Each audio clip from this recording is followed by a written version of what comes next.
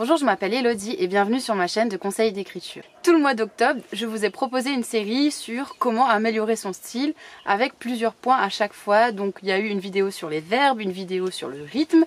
J'ai ensuite fait une pause pour faire une vidéo tag avec d'autres booktubeuses, d'autres authortubeuses plutôt. Et comme promis, je termine cette série de vidéos sur comment améliorer son style avec une vidéo sur les figures de style.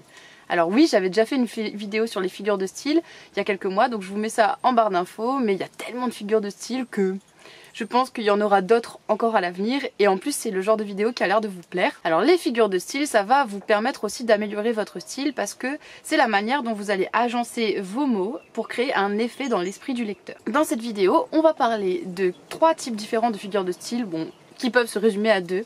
On va parler des figures d'atténuation et des figures d'exagération. Et dans les figures d'exagération, nous allons voir les figures de répétition. Tout ce qui est figure d'atténuation, ce sont des figures de style qui vont vous permettre d'atténuer un propos.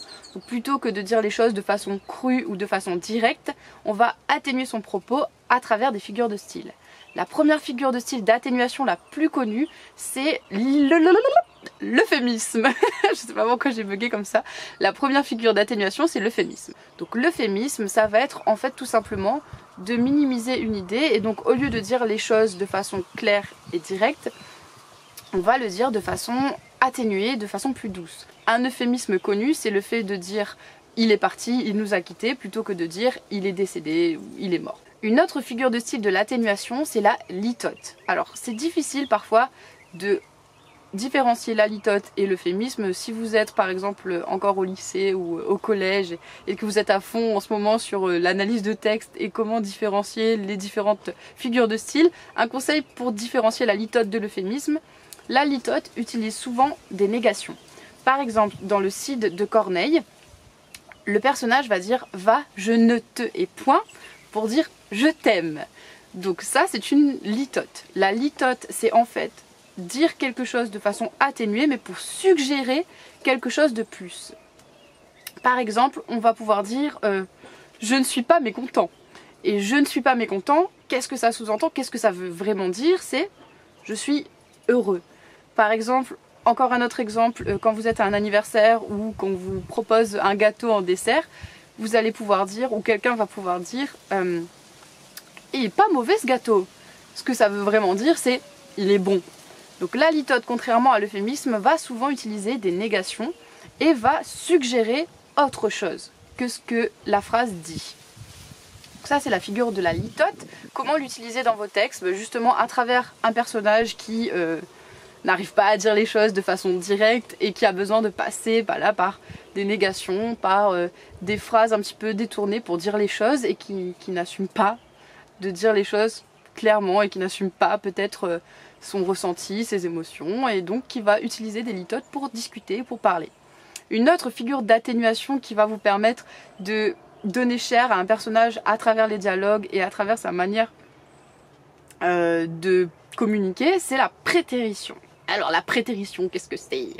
La prétérition, c'est pas si compliqué que ça, c'est simplement le fait de prétendre qu'on ne va pas dire quelque chose, mais de le dire quand même. Je suis sûre que vous avez déjà vécu ça quand vous étiez à l'école avec un professeur, ou voilà, avec un enseignant, ou même avec vos parents. Je n'ai pas besoin de vous faire remarquer que le dernier contrôle était pas fameux.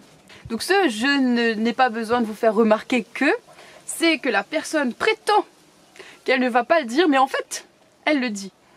Donc dans le même genre de phrases et dans le même genre d'expressions qui sont en fait des prétéritions, nous avons je n'ai pas besoin de vous rappeler que...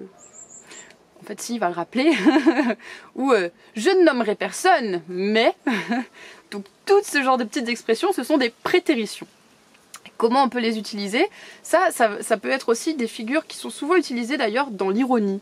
Donc si vous avez un personnage un peu ironique, ou justement voilà, une figure d'autorité qui veut attirer l'attention sur un autre groupe de personnes, ça peut être un prof, ça peut être un parent par exemple, parce que c'est vraiment souvent utilisé par les figures d'autorité, on va dire.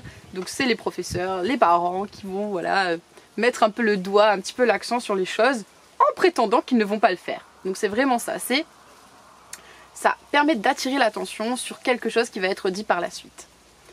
Donc ça, ce sont les figures d'atténuation, donc l'euphémisme, la litote et la prétérition.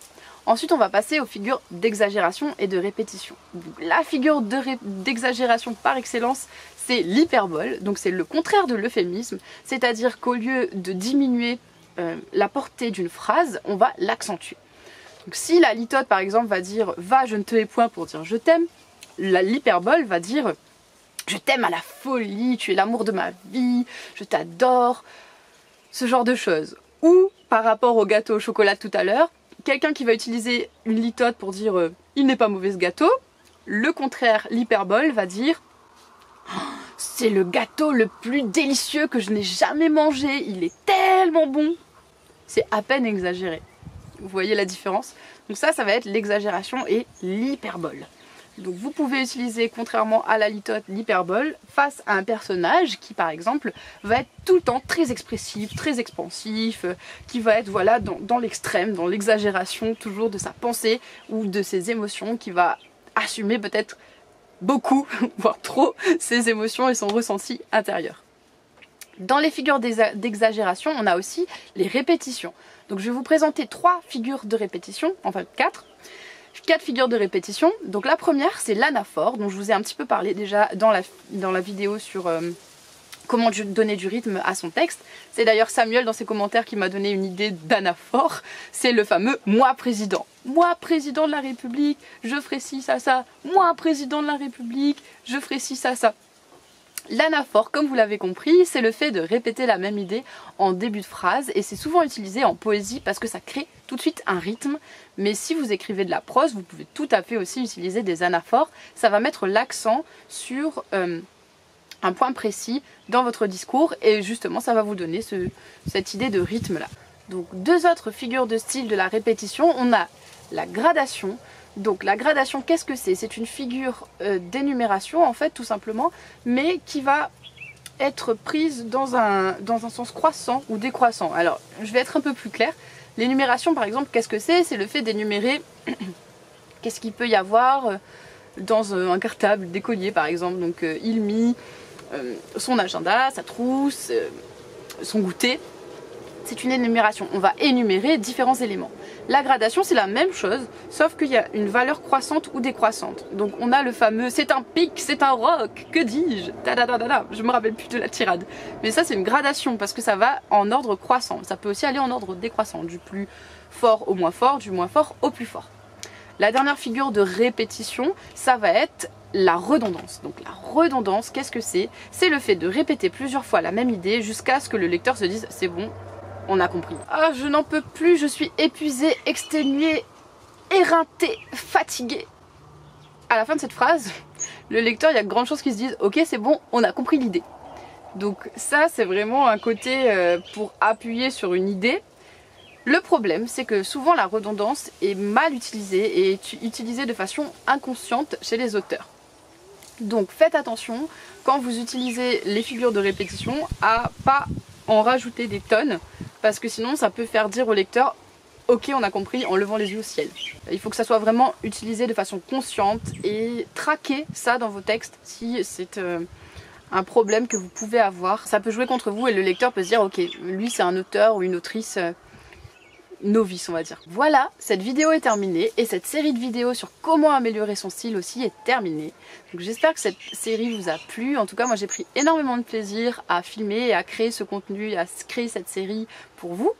Donc si c'est le cas, n'hésitez pas à mettre un pouce bleu, à vous abonner à la chaîne. D'ailleurs, on a passé les 700 abonnés. Merci beaucoup, beaucoup, beaucoup, beaucoup. Et n'hésitez pas aussi à me dire dans les commentaires quel genre de vidéo vous avez envie de voir pour la suite. Quel genre de figure de style vous adorez utiliser, que ce soit dans l'exagération, l'atténuation, la répétition ou d'autres. C'est free, c'est open. Donc on se retrouve la semaine prochaine pour une nouvelle vidéo qui n'aura rien à voir avec le style. J'espère que ça vous plaira. Restez connectés. En attendant, écrivez bien et prenez soin de vous.